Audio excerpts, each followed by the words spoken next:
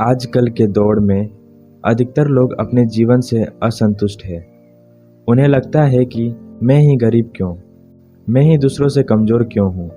उन्हें अपने आप में दूसरों के मुकाबले कमी लगती है।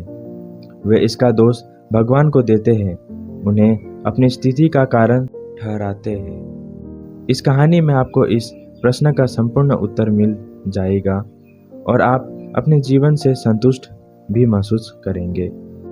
तो आइए इस कहानी को विस्तार से समझते हैं। बहुत समय पहले की बात है।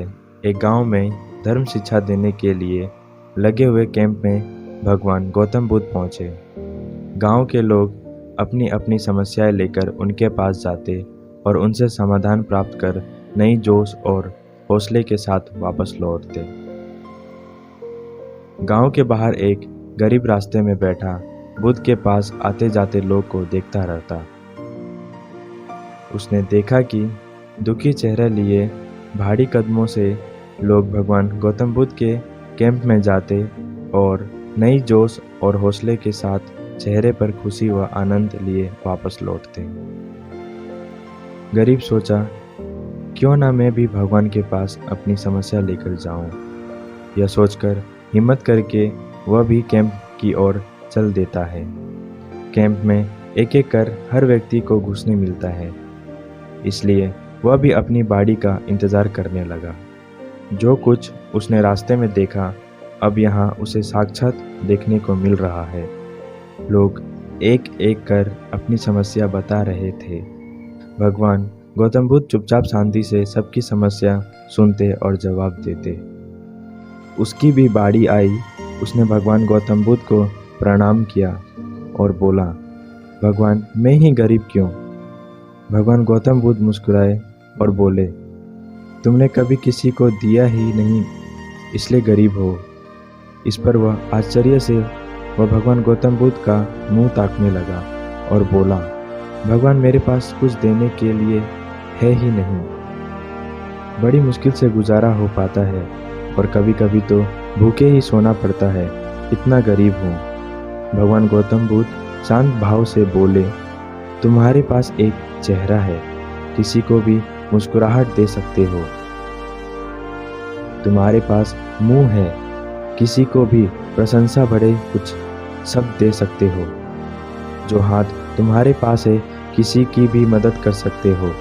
दरअसल जिसके पास ये तीन चीज़ें हैं, वह भला कैसे गरीब हो सकता है। गरीबी का भाव मन में होता है, मन से यह भ्रम निकाल दो। लोगों को देते जाओ, गरीबी अपने आप ही दूर हो जाएगी। यह बातें सुनकर उस गरीब का चेहरा दमक उठा। उसे अपना प्रश्न का उत्तर मिल चुका है। अब उसके मन में गरीबी का भाव दूर हो गया। इस शिक्षा को जीवन में उतारकर कुछ ही दिनों में उसका जीवन भी खुशियों से भर गया। आप जीवन में देखते हैं, मंदिर में भी लोग जाते हैं तो कुछ ना कुछ मांगते रहते हैं और जीवन भर घुट घुट कर रो रो कर समय बिता देते हैं। वे ईश्वर की कृपाओं को कभी कम समझे ही नहीं, जीवन की महत्व को कभी जाना ही नहीं। इस पर कबीर दास जी ने बहुत बेहतरीन दोहे कहे हैं। आइए पढ़ते हैं और समझते हैं। सबके पल्ले लाल है सभी साहूकार, गांठ खोल परखा नहीं या विधि रहा कंगाल। यानी सभी के पास ज्ञान है, जो कि ईश्वर की अनमोल देन है, जिसे हम कभी जानने समझने की कोशिश ही नहीं की, इसलिए हम सुख का आनंद नहीं ले पाते। मित्रों, मनुष्य जीवन एक अनमोल अवसर है और विधाता की असीम कृपा का तोहफा है।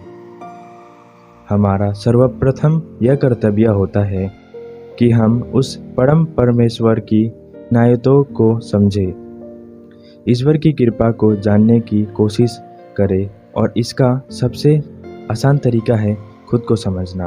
हमारा अस्तित्व क्या है, हमारा लक्ष्य क्या है, हमारे क्या कर्म हैं आदि। पहले सभी बातों को पढ़कर आज हम यह पूर्णतः समझ चुके हैं कि हमारे पास ईश्वर की दी हुई वो अनमोल तोहफा है, जिनसे आज मानव नई नई उपलब्धियों को पा रहा है, असीम ऊंचाइयों को छू रहा है। बस ज़रूरत है तो सही मार्गदर्शन की, जो कि आज से मैं इन बातों को अपने जीवन में उतारने की कोशिश कर दी है। आपको बस यह करना है। नंबर 1, हर रोज़ अपनी एक कमी को दूर करो, चाहे वो आपका गुस्सा हो या फिर नेगेटिव सोच। नंबर 2, आप जब भी सोचो तो अच्छा सोचो।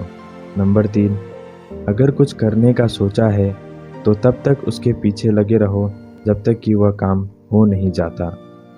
नंबर 4, अपना सुझाव और सवाल मुझे कमेंट्स करके बताएं, इससे कि इस चैनल को आपके लिए और बेहतर कर सकूं। नई नई प्रेरक बातें आपसे साझा करने की प्रेरणा मुझे आपसे ही मिलती है, बस आपके एक subscribe, like, comments and share करने से। धन्यवाद और आप खुश रहो।